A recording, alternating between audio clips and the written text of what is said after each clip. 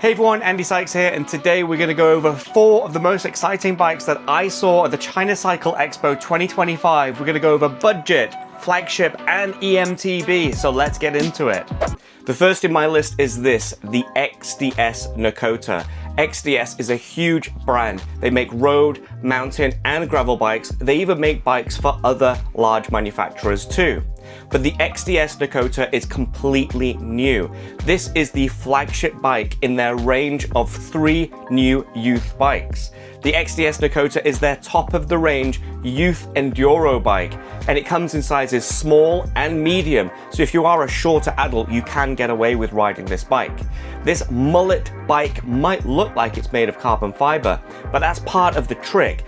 XDS want a bike that looks really aesthetically pleasing, but doesn't have that high price of carbon fiber. So they've smoothed out all of the aluminium welds to give that carbon fiber look. The frame weighs 3.7 kilograms, which isn't the lightest in the world, but you can be sure that this is going to be super burly and tough for proper enduro racing. Now, what's really special about this is the mid-pivot horse link design. We don't normally see a suspension system like this on such an affordable bike, and the price, well, we'll get to that in a second. The XDS Nakota has 170 to 175 millimeters of travel, and there's a flip chip in the back end so you can adjust the kinematic too. As you can see here, the bike comes with either SRAM mechanical or SRAM wireless drivetrain, and that means it is a UDH compatible frame. Now, XDS haven't just made this great looking frame, they've been really smart with the componentry as well. They've done a really great mix of domestic and international components to make a bike that is high performance and low cost. Check out the tires. When do you see a budget bike with Continental Kryptotal tires out of the box? Another interesting point are the suspension. Now, KineShock's EXA Form is known for budget dropper posts and forks, but they're not known for mid-range performance products. And this is the first time we've seen the F36 fork, a 170mm travel fork with rebound and compression damping. And the rear shock, that also has rebound control too. From what I've heard, people have ridden this suspension and they say it's amazing. Other good specification choices include the Branta componentry. Now, Branta isn't a brand that I'm aware of, but with a bit of Googling online, I see they make a range of handlebars, stems, and even budget 12-speed drivetrains. In this case, Branta supplies the 4-piston hydraulic brakes to the XDS Nakota, along with the saddle, the stem, and the handlebars. The dropper post, that also comes from KineShock and their EXA Form range of products. Now, I keep saying that this is a budget bike, so exactly how much does this cost? Well, in China, you can pick up the XDS Nakota, this flagship version of the bike, with a wireless GX AXS drivetrain for just 12,980 yuan. Now, if you convert that into pounds, that is just 1,349 pounds or 1,800 US dollars. And if that's too much for you, there's a cable actuated drivetrain version, a mechanical transmission version for just 800 pounds. Now, the chances of us seeing this bike in the UK, Europe, or the US are very slim, but it's really interesting to see such a cool looking performance orientated bike at such a low price. I would love to see this bike in stores in the UK. What do you think? Now, it might look like all I'm doing is sitting in my shed and making a video. Well, you're kind of right, but there's a lot that goes into this. There's a lot of planning, a lot of writing, and a lot of takes. Actually, I've been doing this take for about an hour already. So I'd really appreciate it if you like these videos to give me a thumbs up and also give me a subscribe too. That would really help. Cheers, guys. Okay guys, we've looked at what a budget Chinese bike looks like, and now we're going to go to the other end of the scale and check out a flagship full suspension Chinese bike. And I have to say that this is perhaps one of the best looking full suspension bikes I've seen from China in 2025. This is the Extension Bikes C165, also known as the Extension Bikes Eurus, a 165mm travel bike with a full carbon fiber frame, and it's Cat 5 rated too, meaning you can chuck it down about anything and it will handle it. Now, what's really impressive is that Extension Bikes isn't known as a enduro bike manufacturer. Instead, they're better known for producing trials bikes. They started with an aluminium trials bike range, moved into a carbon fiber hardtail, and then eventually did produce an aluminium full suspension bike. So the C165 represents all of their knowledge rolled into one product. And I have to say, For a first attempt at building a carbon fiber full suspension bike, it is absolutely stunning, and in the flesh, the finish is impeccable. Not only does the Extension C165 look good, but it's been designed with some really great features too. Extension's own EVP suspension system, that stands for Extension Virtual Pivot. What we've got is a carbon fiber front triangle, a one-piece carbon fiber rear triangle, and multiple linkages that link it all together, which give it a virtual pivot point rather than a single pivot point that we see from some brands. Extensions say that their leverage ratio is supple off the top yet supportive, there's plenty of anti-squat for great traction while climbing, and there's enough anti-rise so you can anchor on the brakes in steep, rough terrain without being thrown over the bars. There's a flip chip so you can convert it from 29 to mullet, and the frame has even been rated to run a 200mm travel dual crown fork, meaning that you've got an enduro bike, a park bike, and a downhill bike all rolled into one. There's two sizes available, just a medium and a large.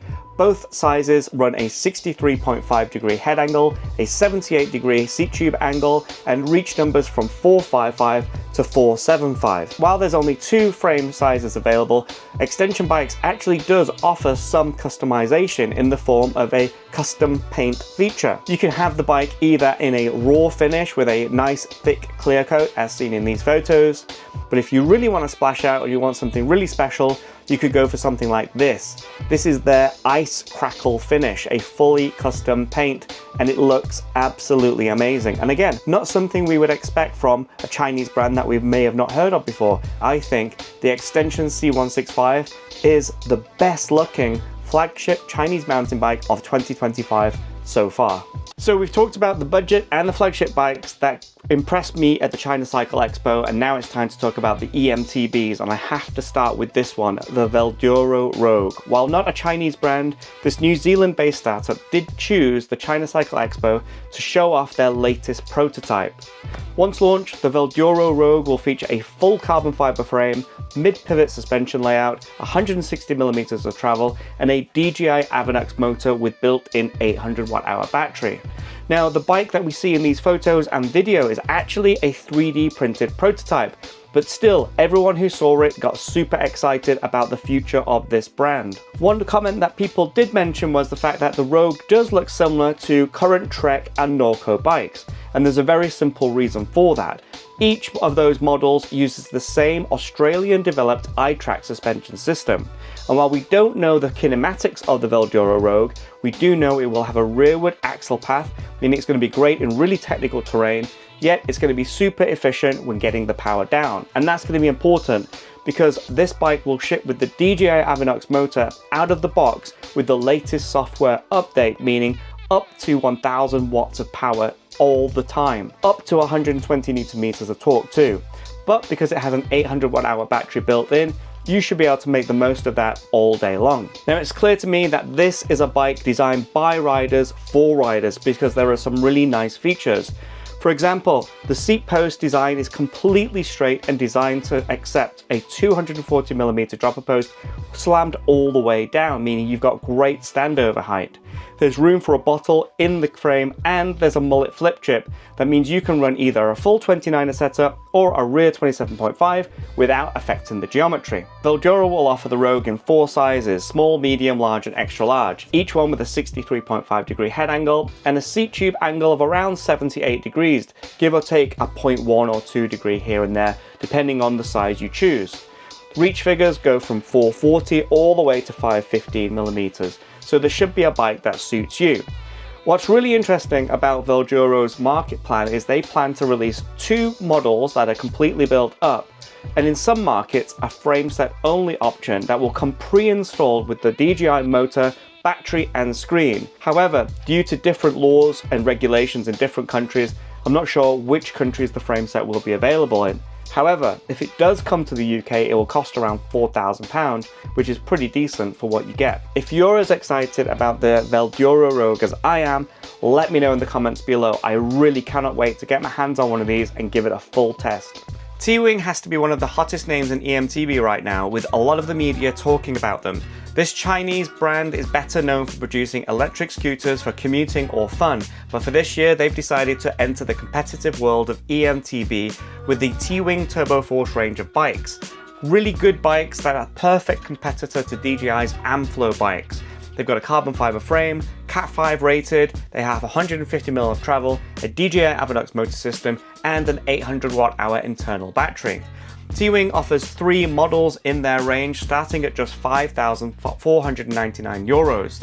The carbon fiber frame weighs in at around 2.37 kilograms and has a 4-bar linkage system that produces 150mm of travel. That's matched to a 160mm travel fork, 64.5 degree head tube angle, 77 degree seat tube angle, and each model in the range has 445mm chainstays. There are 3 sizes in the range: medium, large, and extra large. The medium has a 453mm reach, while the large has a 500mm reach. Now, of all the bikes that I've seen from China this year, the Teewing is one of the few that I've actually been able to ride, and it gave me my first taste of DJI power. Admittedly, the bike that I tested was a large, which has a reach of around 470mm, and generally I would prefer to be on a smaller bike, but that didn't stop me from taking it to my local trails and having a hell of a lot of fun on it.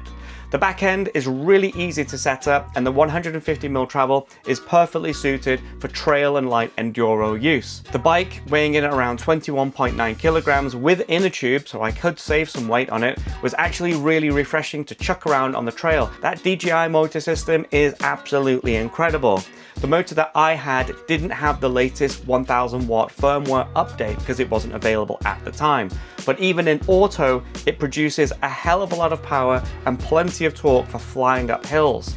And the range was really impressive. I managed to knock out around 900 meters of climbing and still have 50% of battery left. I have to say, I'm very excited about this new breed of DJI bikes coming out of China and other markets, and I cannot wait to jump on the Teewing again. So that's it. That's my pick of the 4 most interesting bikes from the China Cycle Show this year. Let me know if you think I missed any bikes out. Let me know if you think I'm wrong or if I've made a mistake. Let me know in the comments below. But also remember to give me a thumbs up and don't forget to subscribe. Thanks again, guys, and see you next week.